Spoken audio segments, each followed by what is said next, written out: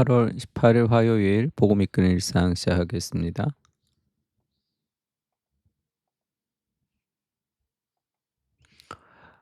7가지 죄 중에 이제 탐욕에 대해서 지금 배우고 있는데요. 잠언 11장 28절입니다.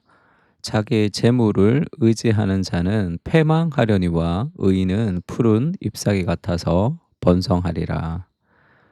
재물을 의지하지 말라 그런 이야기를 하고 있습니다.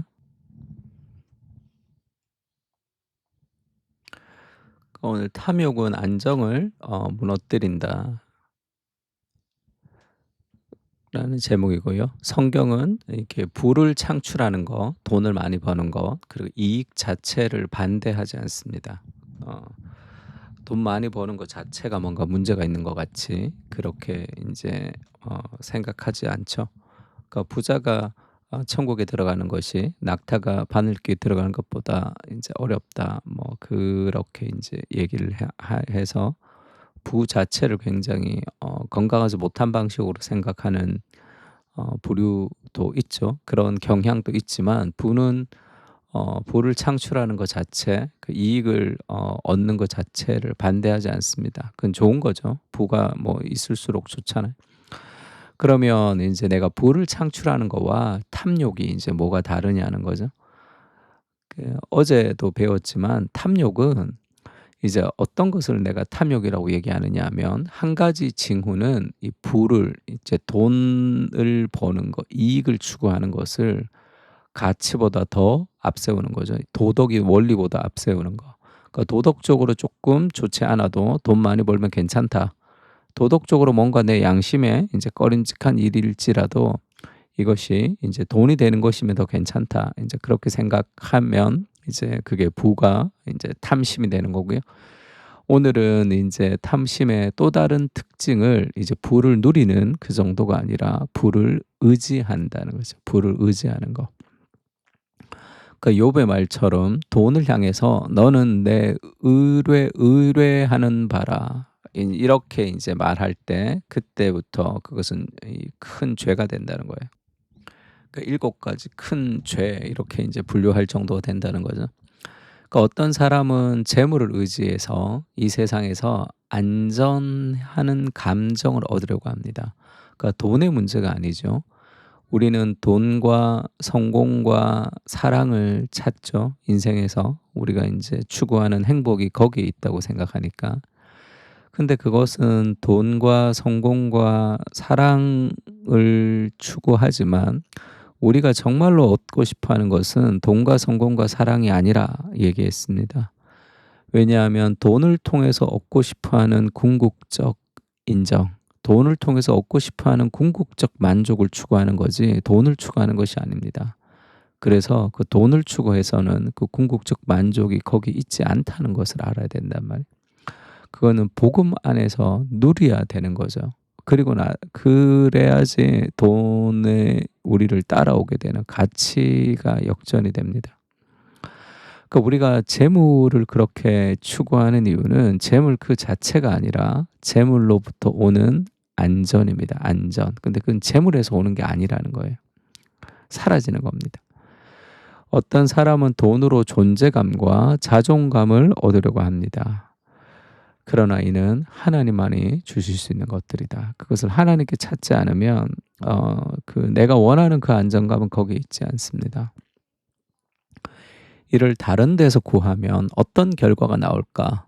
오늘 본문처럼 탐하는 사람은 패망한다. 자기의 재물을 의지하는 사람은 패망하려니와 의인은 푸른 잎사귀 같아서 번성하리라. 그러면 이제 시들어가서 푸른 잎사귀와 반대니까 막 시들어가는 그런 느낌이 들죠. 그러니까 패망한다라는 이 단어는 망해서 죽는다는 뜻이다. 히브리어 단어가 네팔이라는 이 단어가 떨어져 나가다 이런 뜻이 있습니다. 이 어원으로.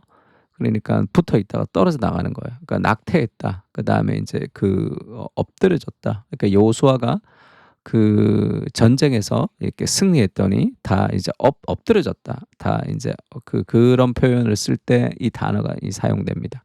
그러니까 다 이제 떨어져 나가서 망해서 죽는다 이런 뜻이죠.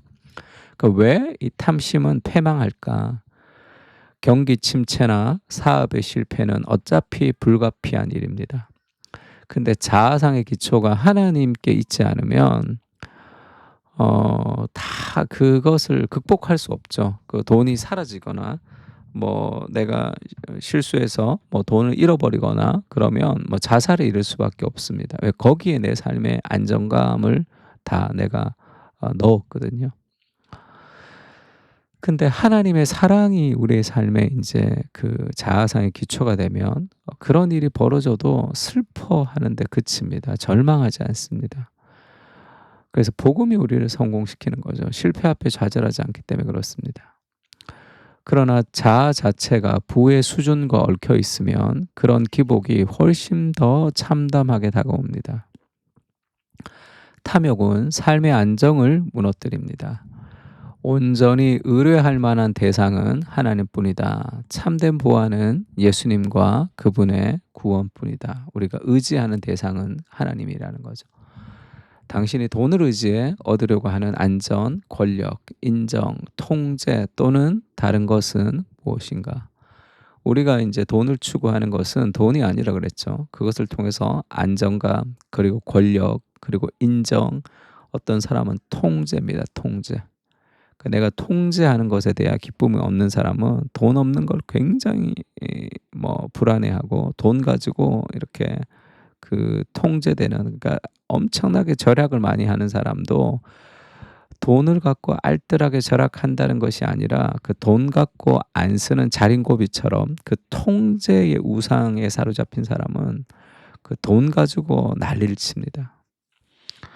그러니까 막 그런 사람들이 있어요. 그러니까 돈 한 푼 쓰는 것을 벌벌벌 떠는 그런 사람은 그 돈을 가지고 통제의 우상을 깨지 못하기 때문에 관계에 문제가 생기고 교회를 어지럽히고 그런 사람들도 많습니다.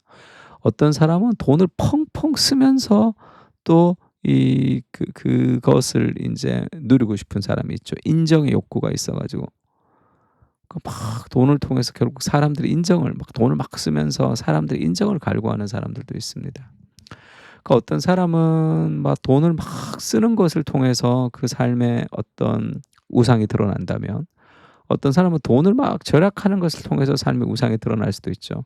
그러니까 돈을 절약하느냐 쓰느냐 그것은 우리의 삶에 무엇을 드러내 주지 않아요.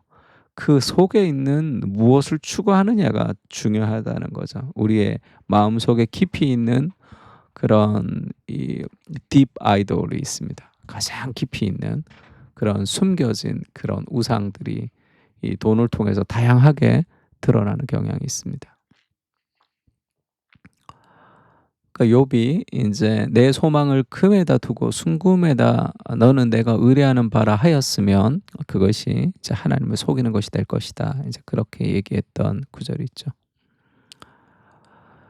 골로새서 보면 이는 그들로 마음의 위안을 받고 사랑 안에서 연합하여 확실한 이해의 모든 풍성함과 하나님의 비밀인 그리스도를 깨닫게 하려 함이니 그 안에는, 그 그리스도 안에는 지혜와 지식의 모든 보화가 감춰져 있습니다.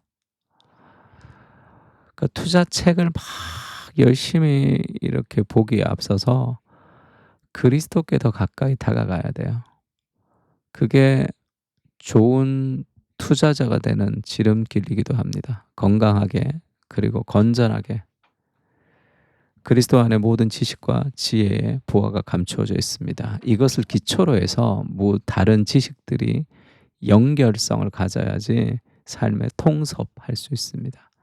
그렇지 않으면 일개의 진리의 파편이 우리를 막 인제 인도한단 말이에요.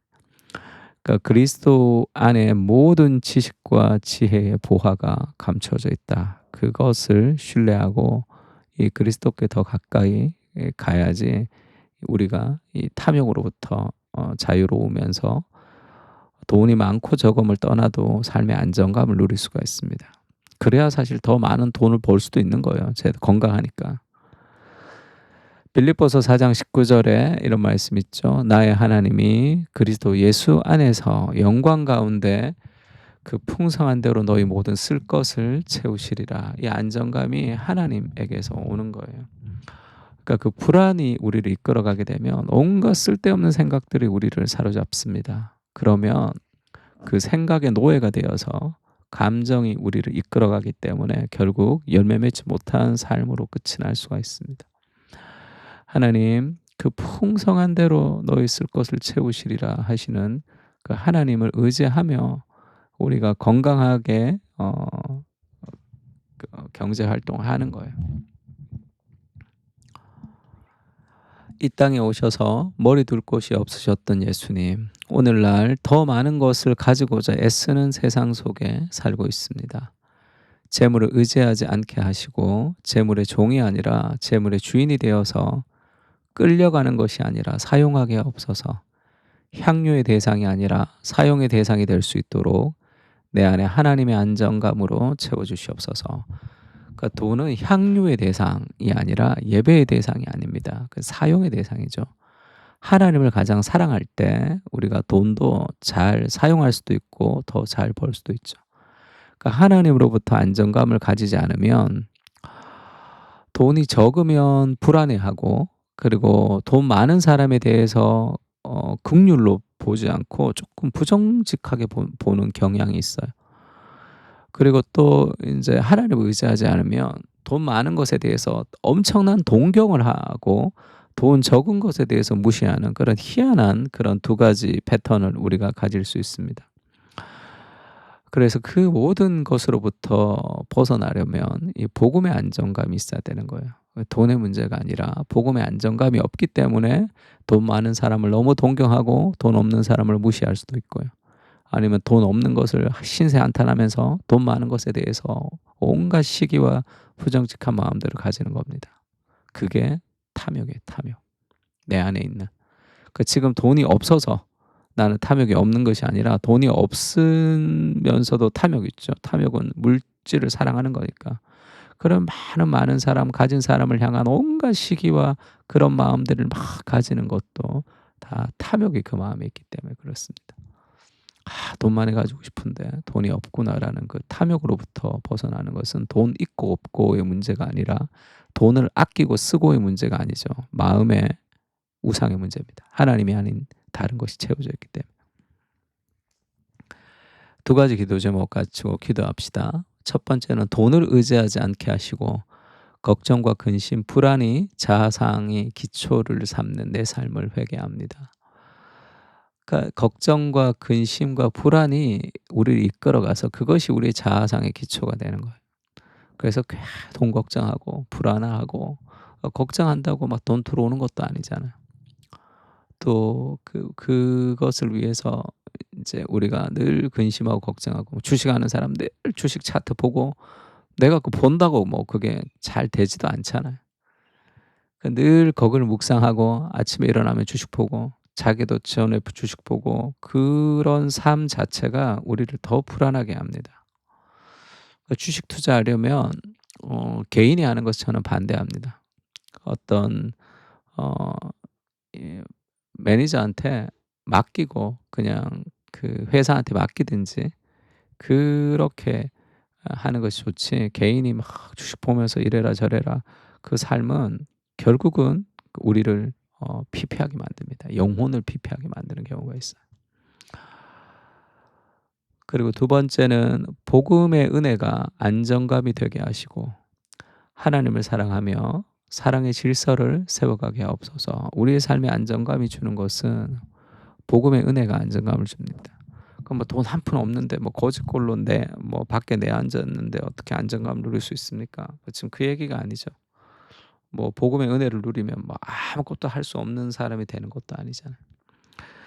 복음의 은혜의 안정감이 있을 때 우리가 건강하게 부를 관리할 수도 있고 건강하게 부를 추구할 수도 있고 더 많은 돈을 벌 수도 있는 거죠. 그래서 글쎄요. 하여튼 네, 기도합시다. 시간이 너무 많이 가서. 하나님, 돈을 의지하지 않고 복음의 은혜의 안정감을 누리게 하옵소서. 두 가지 기도 제목 가지고 기도했으면 좋겠습니다. 다 같이 기도하겠습니다.